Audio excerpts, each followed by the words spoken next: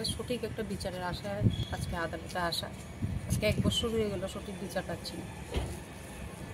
সঠিকভাবে যাতে একটা বিচার হয়। নৃশংসভাবে আমার স্বামীকে হত্যা করা হয়েছে ওপেন বাজারের উপরে। আর যারা আসামি ওপেন ঘুরছে আমাদের, এখন ওরা জামিনে বের হয়েছে, এখন থ্রেট দিচ্ছে আসার সঙ্গে সঙ্গে।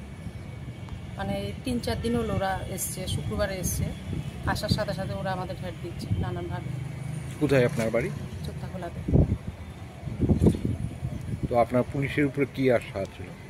ওদের উপরে কোনো একদিন বিশ্বাস ছিল, এখন তো ওরা ওপেনে আমাদের থ্রেট দিচ্ছে।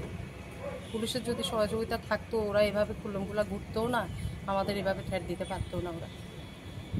কারা কারা দেশের নামগুলো জানেন?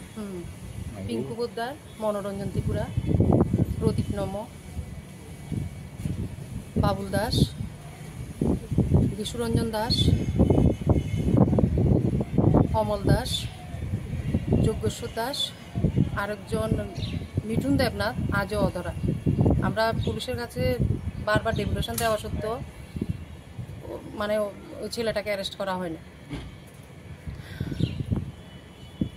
সেই জন্যই আজকে উচ্চ আদালতে দ্বারস্থ হয়েছি আমরা প্রকৃত বিচারের আশা। আপনার নামটা? আমার নাম প্রিয়াঙ্কি দেশি।